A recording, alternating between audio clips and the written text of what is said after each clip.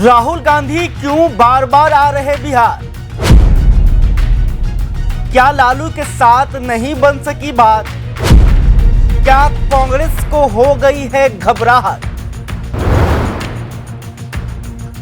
नमस्कार, आप आर्यन खबर देख रहे हैं। मैं हूं परमवीर सिंह। बिहार में राहुल गांधी को लेकर चर्चा तेज हो गई है क्योंकि राहुल गांधी का ध्यान बिहार पर हो गया है और पिछले कुछ दिनों के अंदर राहुल गांधी एक बार फिर से कल यानी कि 5 फरवरी को बिहार आ रहे हैं। इससे पहले वो 18 जनवरी को बिहार की राजधानी पटना में आए थे और एक कार्यक्रम में शामिल हुए। फिर उसके बाद उन्होंने राबड़ी आवास जाकर आरजेडी के सुप्रीमो लालू प्रसाद यादव से मुलाकात की। लालू यादव से मुलाकात हुई होगी तो बिहार विधानसभा चुनाव को लेकर जाहिर सी बात है कि बातचीत भी हुई होगी। फिर उसके बाद बीपीएससी अभ्यर्थियों से मिलने के लिए वो गर्दनी बाग पहुंचे, जहां पर उन्होंने सरकार पर जमकर हमला बोला। और फिर अब कल यानी कि 5 तारीख को राहुल गांधी एक बार फिर से पटना आ रहे हैं, जिसको लेकर यह चर्चा तेज हो गई है कि आखिर राहुल गांधी बिहार को लेकर इतने गंभीर क्यों हो गए हैं और क्या राहुल गांधी बिहार में कांग्रेस के लिए कोई बड़ा फैसला लेने वाले हैं। इन दिनों राहुल गांधी का बिहार प्रेम खूब उमड़ कर सामने आ रहा है। पिछले 1 महीने का अंदर वे दूसरी बार बिहार आ रहे हैं। इस बार 5 फरवरी को वो पटना में पूर्व मंत्री और दलित नेता जगलाल चौधरी के जयंती कार्यक्रम में हिस्सा लेंगे। आमतौर पर राहुल गांधी को ऐसे आयोजनों में बिहार आते नहीं देखा जाता है। ऐसे में उनका फिर से बिहार आना लोगों को चौंका रहा है। लोग इसको आगामी विधानसभा चुनाव और महागठबंधन में सीट बंटवारे से जोड़कर देख रहे हैं। ऐसा समझा जा रहा है कि लालू और तेजस्वी के तेवर इस बार कांग्रेस को लेकर बदले से हैं। खुद तेजस्वी यादव भी कह चुके हैं कि इंडिया गठबंधन लोकसभा चुनावों के लिए था, जो बिहार चुनाव को देखते हुए कांग्रेस के लिए शुभ संकेत नहीं है। वैसे बिहार में चुनावी आंकड़े भी राहुल गांधी की चिंता बढ़ा सकती है। अब हम आपको बिहार में कांग्रेस की क्या स्थिति है यह समझाने के लिए आंकड़ों का सहारा लेंगे। आंकड़ों के जरिए हम आपको बताएंगे कि आखिर बिहार में कांग्रेस की स्थिति क्या है और कांग्रेस की वर्तमान हालत क्या है। अगर चुनावी आंकड़ों पर नजर दौड़ाएं तो पार्टी का प्रदर्शन पिछले कुछ चुनावों से कोई खास अच्छा नहीं रहा है।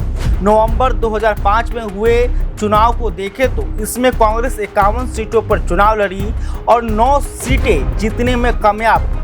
इसमें पार्टी का वोट प्रतिशत करीब 6% रहा। वहीं 2010 में कांग्रेस सभी 243 सीटों पर चुनाव लड़ी, लेकिन पार्टी सिर्फ 4 सीटें ही जीत सकी। इसके साथ ही उस चुनाव में कांग्रेस को करीब 8% वोट मिला। 2015 में कांग्रेस ने आरजेडी और जदयू के साथ गठबंधन किया, जिसका असर चुनावों में भी नजर आया। इसमें कांग्रेस मात्र 41 सीटों पर चुनाव लड़ी, लेकिन 27 सीटें जीतने में कामयाब हुई। वहीं पार्टी को 6.7% वोट मिला। 2015 में मिली सफलता के बाद 2020 में भी कांग्रेस महागठबंधन में रहकर ही 70 सीटों पर चुनाव लड़ी, लेकिन 19 सीटें ही जीत सकी। इसके साथ ही पार्टी का वोट प्रतिशत 9.48% रहा। इन आंकड़ों से इतना तो साफ है कि आरजेडी के साथ गठबंधन करने से राज्य में कांग्रेस को फायदा हुआ, लेकिन इससे कहीं ना कहीं 2020 में आरजेडी को नुकसान का सामना करना पड़ा। दरअसल 2020 में एनडीए और महागठबंधन में कांटे की टक्कर हुई, पर इस लड़ाई में एक बार फिर महागठबंधन को विपक्ष में रहना पड़ा। इसके लिए आरजेडी नेताओं ने कई बार कांग्रेस को जिम्मेदार भी ठहराया और कहा गया कि कांग्रेस को अधिक सीटें दे दी गई थी। अगर कांग्रेस बेहतर करती तो महागठबंधन की सरकार 2020 के विधानसभा चुनाव में ही बन जाता। बता दें कि 2020 में एक तरफ कांग्रेस जहां 70 में से 19 सीटें जीत सकी थी, तो दूसरी ओर महागठबंधन में रहकर तीनों लेफ्ट पार्टियां 29 सीटों पर मिलकर चुनाव लड़ी और 16 सीट जीतने में कामयाब रही। यानी कि लेफ्ट पार्टियों का विनिंग परसेंटेज कांग्रेस से काफ़ी अच्छा रहा।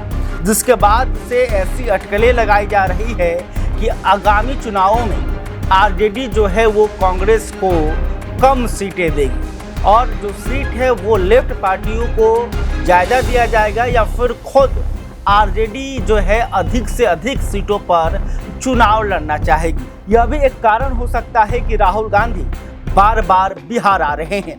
शायद लालू परिवार से हुई पिछली मुलाकात में उन्हें सीटों को लेकर हरी झंडी नहीं मिली, इसलिए राहुल गांधी अब शक्ति प्रदर्शन करने में जुट गए हैं।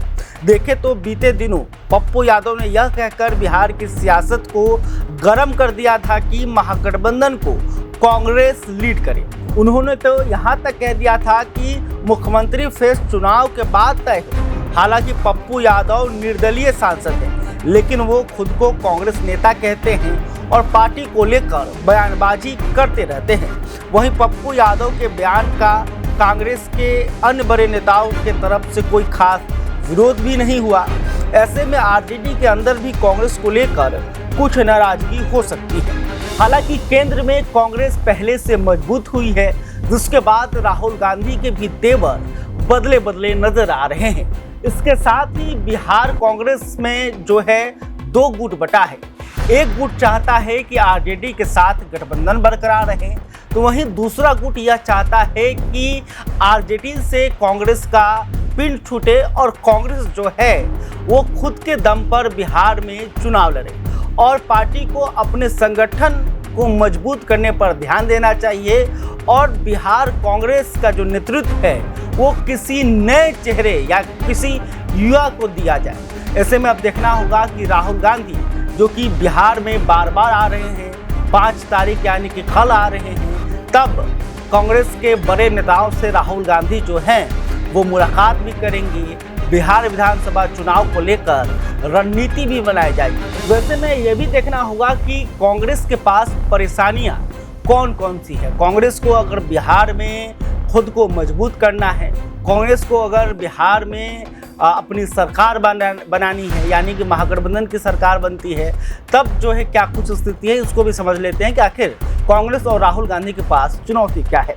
देखिए, राहुल गांधी ने कहीं ना कहीं अपनी मंशा साफ कर दी है कि पार्टी विधानसभा चुनाव की तैयारियों में जुट चुकी है। उनकी कोशिश हो सकती है कि आरजेडी पर अभी से सीटों को लेकर दबाव डाला जाए, लेकिन सवाल यह भी है कि क्या आरजेडी इस बार पिछली बार की तरह कांग्रेस पर भरोसा कर पाएगी। वहीं अगर कांग्रेस को मन मुताबिक सीटें नहीं मिलती है तो पार्टी क्या करेगी। अगर देखें तो आरजेडी की तरफ से ऐसा जताया गया है कि अगर पिछले चुनावों में कांग्रेस को कम सीटें मिलती तो परिणाम कुछ और हो सकता था। हालांकि आरजेडी कांग्रेस से किनारा करेगी ऐसा मुश्किल नजर आ रहा है।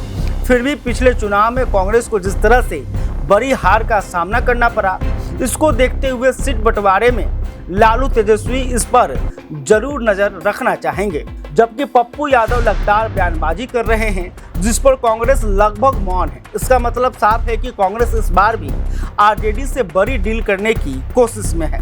वैसे कांग्रेस के लिए परेशानी यह भी है कि इतनी पुरानी पार्टी होने के बावजूद बिहार में पार्टी के पास कोई बड़ा चेहरा नहीं है। बीजेपी की तरह कांग्रेस भी बिहार में अपने केंद्रीय नेताओं पर निर्भर है। यह अलग बात है कि बीजेपी के केंद्रीय नेता चुनाव के समय बिहार का खूब दौरा करते हैं, जबकि कांग्रेस में ज़्यादातर ऐसा देखने को नहीं मिलता। यानी कि बिहार में कांग्रेस भी कहीं ना कहीं लालू यादव और तेजस्वी यादव के भरोसे चुनाव लड़ती नजर आती है। अब सवाल है कि जिस कांग्रेस के पास बिहार में कोई बड़ा चेहरा नहीं है, ऐसे में आरजेडी इस बार कांग्रेस को कितने सीटें देना मंजूर करेगी।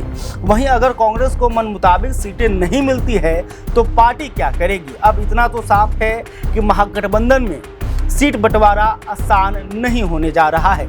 इस बार आरजेडी ऐसी कोई गलती नहीं करना चाहेगी जिससे कि पार्टी को फिर से विपक्ष में बैठना पड़े। वैसे पिछली बार आरजेडी 144 सीटों पर चुनाव लड़कर 75 सीटें जीतने में कामयाब, इसलिए पार्टी इसी के आसपास सीटों पर चुनाव लड़ना चाहेगी या इससे अधिक सीटों पर चुनाव लड़ना चाहेगी। इसके अलावा अन्य जो पार्टियां हैं महागठबंधन की, जैसे मुकेश सहनी की पार्टी वीआईपी, वो भी अधिक से अधिक सीटों की डिमांड कर रही है। वहीं लेफ्ट पार्टियां भी चाहती हैं कि उन्हें पहले के मुताबिक अधिक सीटें दी जाए। तो देखना होगा कि एक तरफ कांग्रेस जो है 75 सीटों पर दावा ठोक रही है वहीं जो आरजेडी है वो नहीं चाहती है कि कांग्रेस को अधिक से अधिक सीटें दी जाए।